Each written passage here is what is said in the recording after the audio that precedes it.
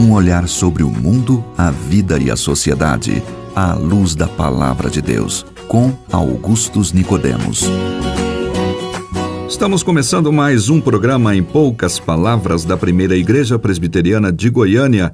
Que bom contar com a sua audiência. Eu sou Natsan Matias, comigo pastor Augustus Nicodemos, da Primeira Igreja Presbiteriana de Goiânia. Olá, pastor. Olá, Natsan, querido ouvinte, que satisfação voltar até você, trazendo poucas palavras, mas palavras abençoadas para guiar sua vida, orientá-la no caminho de Deus.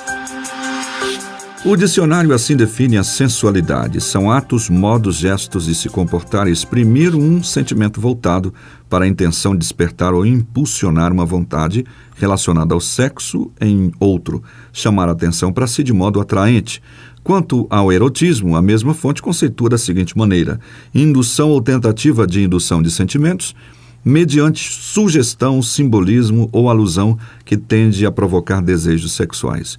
Paixão sexual anormalmente insistente, define assim o dicionário. Em termos gerais, então, essas duas palavras parecem colocar o corpo e suas sensações em primeiro lugar, adiante de quaisquer outros sentimentos e necessidades.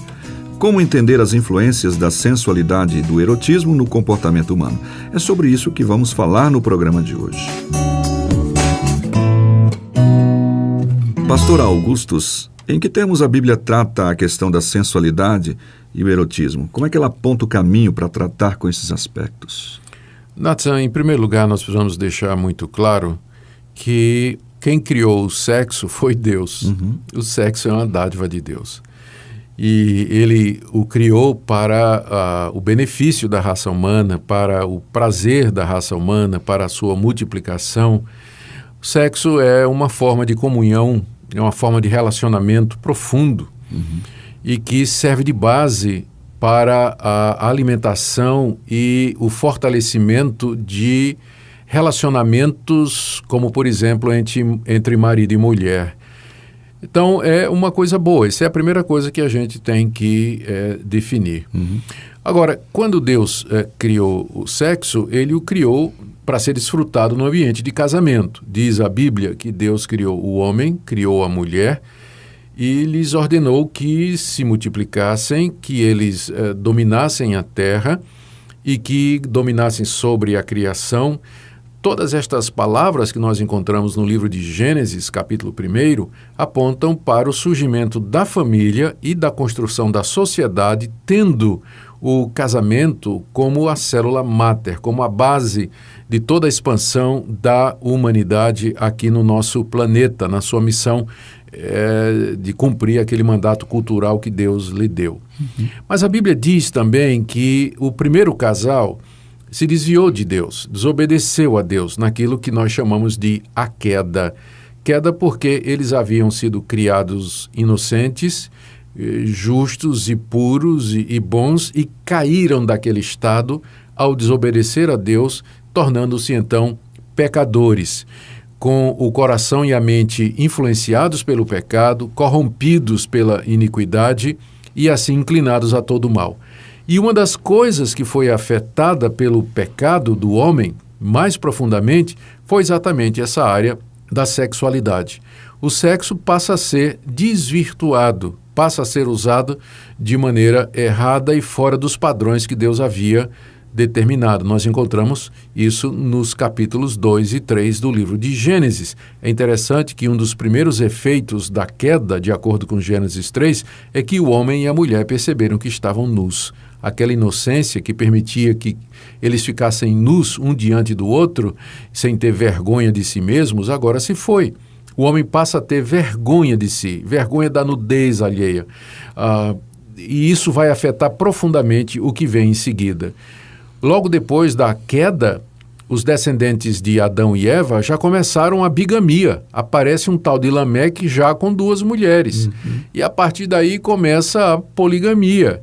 E começam as perversões, começa o adultério, começa a prostituição, começa a impureza, a fornicação, as relações sexuais ilícitas, relações sexuais com animais.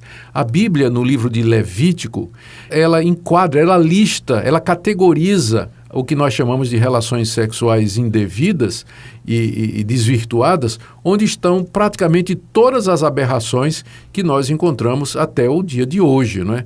Isso que esse tipo de relações sexuais que é explorado na indústria pornográfica para o despertamento, né, ou para o lucro, né? Para o lucro, né?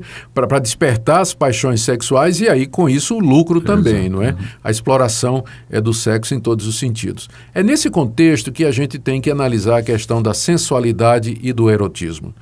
Eu creio que dentro do casamento, Natsa, a sensualidade e o erotismo, eles são permitidos, não é?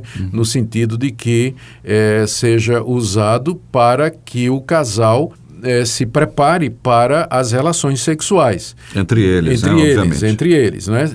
Aí vem a pergunta, e o uso de pornografia ou de filmes pornográficos para o casal se preparar para as relações sexuais, então, né? Trazer esse erotismo? De forma nenhuma, porque seria usar relações ilícitas, porque geralmente, quase sempre, na sua totalidade, material pornográfico é em cima de fornicação, é em cima de prostituição, em cima de adultério. Então, trazer isso para apimentar a relação de um casal que prometeu fidelidade, prometeu ser fiel um ao outro até que a morte os separe, não tem absolutamente nada a ver, não é? Tem nada a ver. Mas há formas de sensualidade e erotismo que podem ser usadas dentro do casamento para a relação sexual entre marido e mulher, que não seja o uso de pornografia, não é? A exploração da pornografia com essa finalidade. Aqui também tem um tema relacionado, Natsan, que é a questão do traje, não é? Tem mulheres e tem homens, não é? Mais especificamente as mulheres, que abusam da sensualidade. Elas se vestem de maneira a provocar, de maneira a atrair a atenção masculina, e essa atração, ela no fim acaba não sendo uma coisa muito boa, porque que tipo de homem as mulheres desejam atrair? Pessoas que vêm atrás delas ou que se sentem atraídos por elas somente pela questão sexual, pela beleza, e depois tem mulher que reclama, né? Que fica reclamando, não, mas os homens da minha vida nunca deu certo, meus relacionamentos. É porque boa parte desses relacionamentos são baseados simplesmente na atração física e não poucas vezes provocados por ela. É claro, né? Seria um absurdo eu colocar aqui a responsabilidade por esses relacionamentos somente na mulher, porque tem homem que sai simplesmente atrás de mulheres assim, mulheres que se oferecem, mulheres fáceis e tudo mais. Mas o que me preocupa, Natsan, é quando isso entra dentro das igrejas. Quando você encontra jovens que se declaram cristãos e até mulheres casadas que se vestem de maneira provocante, sensual, para despertar, parece que fazem de próprio. Ou então é inocência muito grande, né? Ou então elas não têm a menor ideia de como é que funciona a cabeça masculina, não é? Mas se vestem de maneira a provocar mesmo os homens. E veja o dilema. O homem cristão, ele já vive numa luta para manter a mente pura, não é? Ele todo dia ora dizendo, Senhor, me dá uma mente pura, de que eu não fique vendo bobagem, que eu não fique imaginando bobagem. Chega na igreja e está lá a irmã provocando, né? Vestida de maneira provocante e despertando emoções e sentimentos, e estão dificultando a vida dos rapazes da igreja e dos homens da igreja. Então, é por isso que a palavra de Deus diz, lá na primeira carta de Pedro, que a mulher deve se vestir de maneira decente, não é? De maneira modesta, maneira sóbria. Ela pode ser bonita, ela pode ser elegante, mas ela não precisa ser sensual, né? Ela não precisa despertar o erotismo nas pessoas. Então, voltando e resumindo e fechando, porque temos poucas palavras. Sexo foi Deus que criou. Usado da maneira correta, ele é uma bênção. A sensualidade e o erotismo dentro do casamento, desde que não use pornografia ou qualquer outra forma impura de despertamento, eu creio que não tem problema nenhum em ser usado. As mulheres cristãs deveriam ter cuidado como elas se vestem para não provocar os irmãos, não provocar os homens, porque eles já lutam com muita dificuldade para manter a sua mente pura. E em tudo devemos buscar a modéstia e o bom senso. Então, nós ouvimos aí, em poucas palavras, esse tema sobre o comportamento com relação à sensualidade e o erotismo, e como foi colocado, dentro do casamento com seus limites, obviamente respeitando os padrões bíblicos que gerencia ou aborda sobre isso, não tem problema. O problema é a defraudação e o pecado colocado nesses termos. O senhor falou agora há pouco do casal que acaba usando o erotismo, né, para aquecimento de si mesmo, do casal, e acaba sendo pecado. E como o senhor disse, né, isso está baseado em uma série de coisas que estão por detrás na questão da pornografia. Tem um filme que eu recomendo para você assistir, chama Tráfico Humano. É um filme documentário que fala sobre esse mundo que acaba usando as meninas, as moças e o que está por detrás disso tudo. É um filme documentário muito interessante que pode esclarecer muita coisa para você nesse sentido. É apenas uma recomendação. Boa dica, muito bom. Ficamos por aqui com o nosso programa. Vamos ouvir uma música, daqui a pouquinho a gente volta.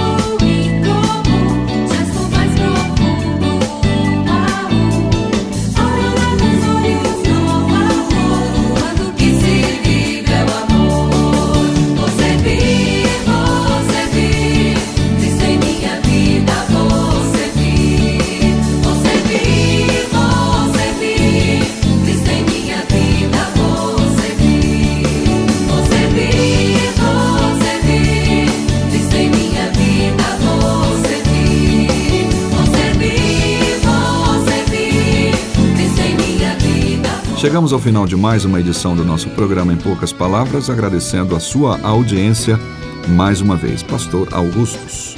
Muito obrigado, querido ouvinte, pela sua audiência, pela sua participação. Que Deus o abençoe e que estas poucas palavras sejam usadas por Ele na edificação da sua vida. Se você deseja saber mais sobre esse e outros assuntos à luz da Palavra de Deus, domingo às 9 da manhã ou às 7 da noite. Será um prazer conhecê-lo pessoalmente. Primeira Igreja Presbiteriana de Goiânia, Rua 68, esquina com 71 Centro. Fone 3213-3320 www.pipg.org.